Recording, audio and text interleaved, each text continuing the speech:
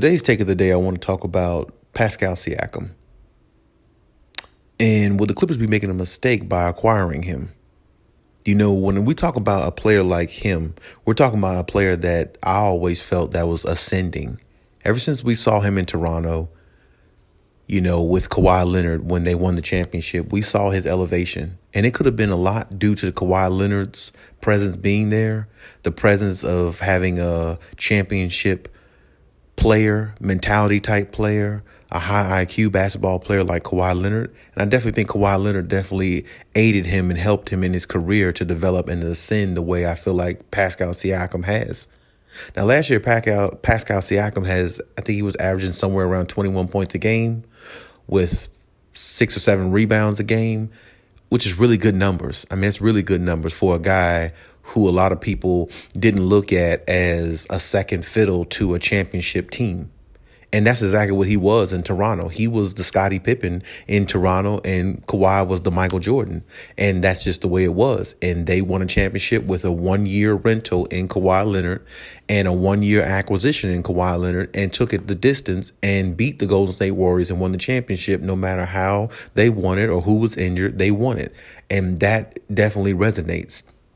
So if you ask me with Pascal Siakam, I'm looking at the situation with him and the Clippers. What he can bring to the Clippers is length, defense, and basketball IQ. He's not the best player in the world. He's not the most athletic.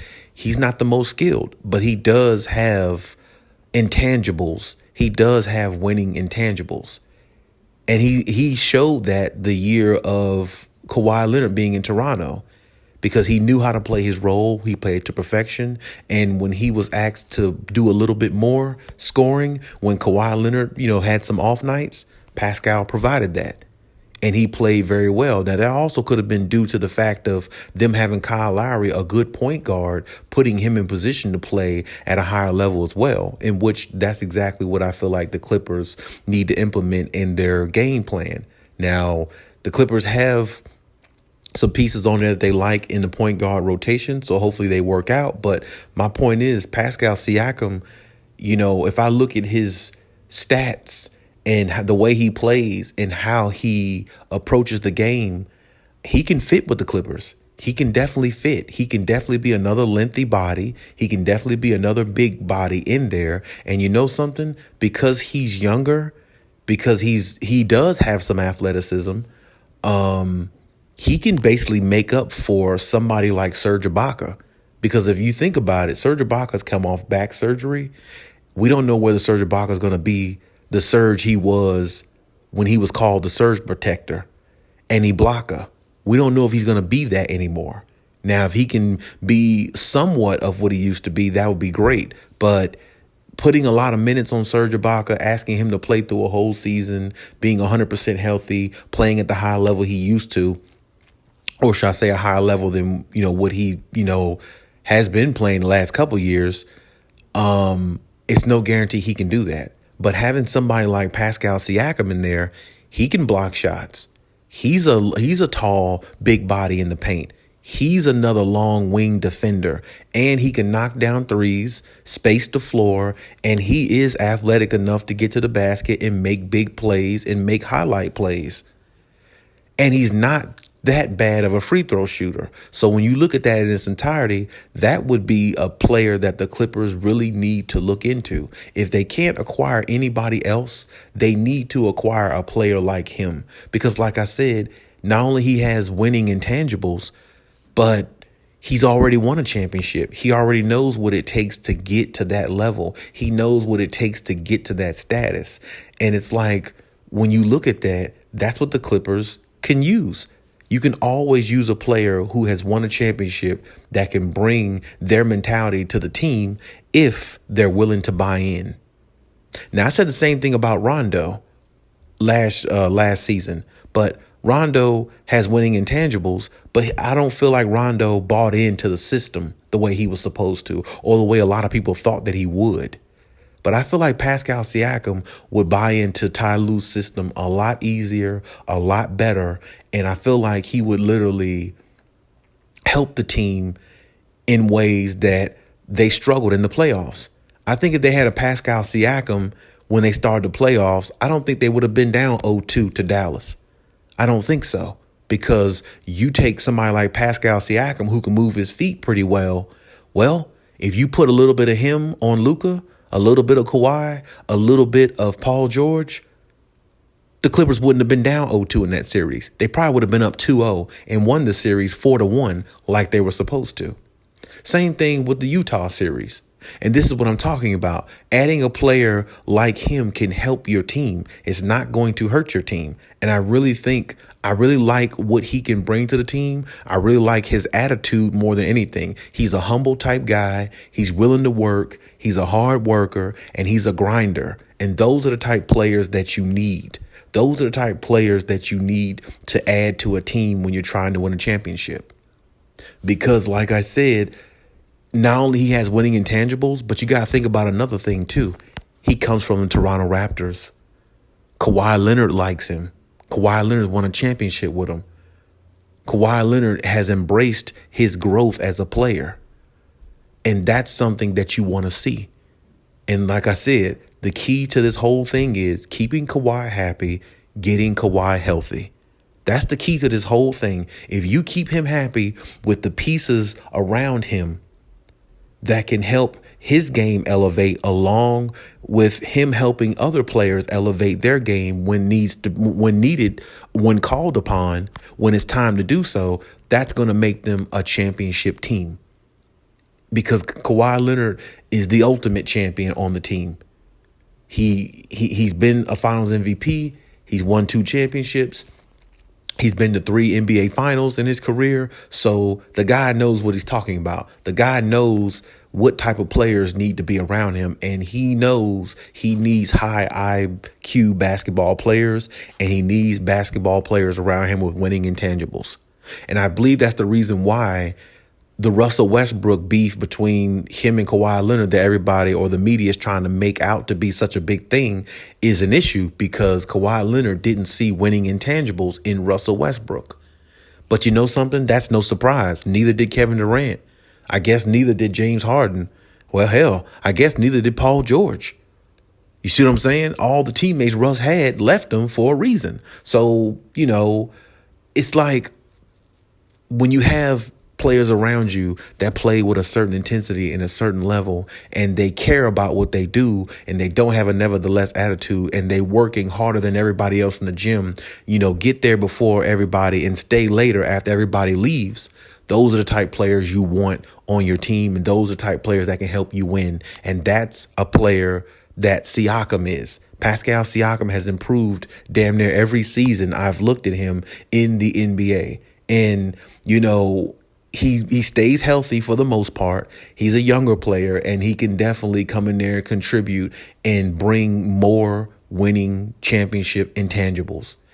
So now you would have Serge Ibaka, who's won a championship on the Clippers, Kawhi Leonard, of course, Pascal Siakam, and you still have Rondo on there, even though I thought Rondo was a disappointment last year to me, but he could redeem himself this year if they decide to keep him.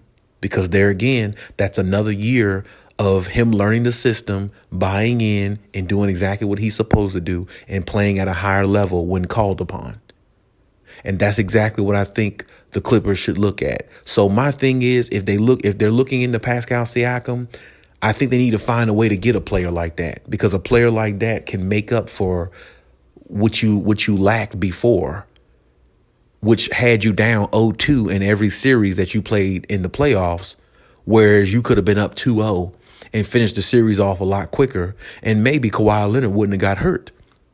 Because you got to think about little things like that. Would Kawhi Leonard have gotten hurt, or any player on the Clippers have gotten hurt or had any type of injury or anything, if they weren't struggling to battle every round, making life hard for themselves? If they were up against 2-0 against Dallas and won that series 4-1 and rested a few days, 1 or 2 days before the next round, would Kawhi Leonard got hurt? Maybe Kawhi would have got hurt, but maybe not. Because 1 or 2 days extra rest when you're in the postseason means a lot. Like when you see a team sweep a team in the playoffs, that means a whole lot. Because if the other team that you're supposed to play in the next round is if their series is going 7 games and you swept your series, that means you're going to have 3-4 days off. That means your body gets time to rest, wind down, then get your energy back up and get ready for the next round. And little things like that matter when you're trying to win championships. And I feel like what the Clippers did last year, because of what they had, it wasn't their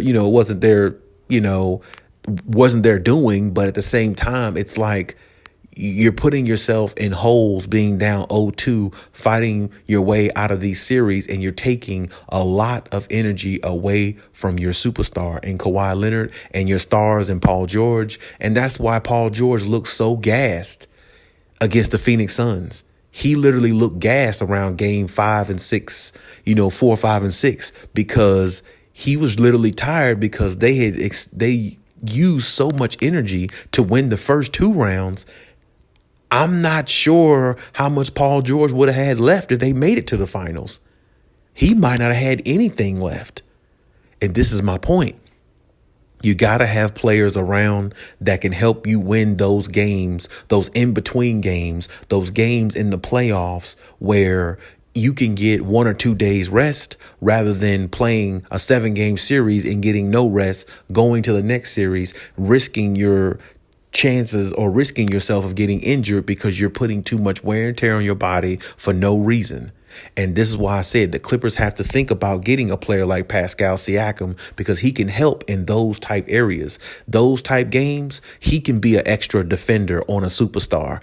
He's got length. He could be an extra scorer because he can score. He can be an extra defender in the paint, altering shots in the paint, being a shot blocker. He can do those things. And he's won a championship.